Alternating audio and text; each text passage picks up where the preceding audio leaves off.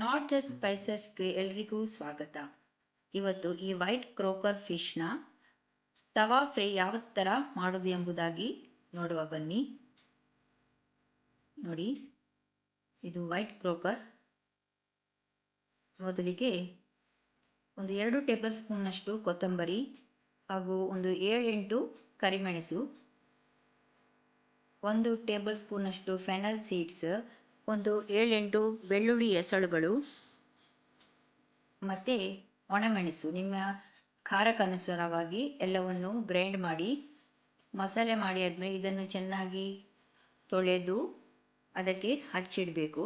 ನೋಡಿ, ಈ ಥರ ಒಂದು ಪ್ಯಾನಿಗೆ ಸ್ವಲ್ಪ ಎಣ್ಣೆ, ಜೀರಿಗೆ ಹಾಗೂ ಕರಿಬೇವು ಹಾಕಿ ಇದನ್ನು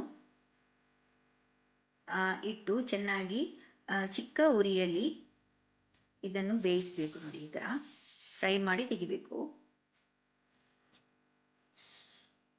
ನೋಡಿ,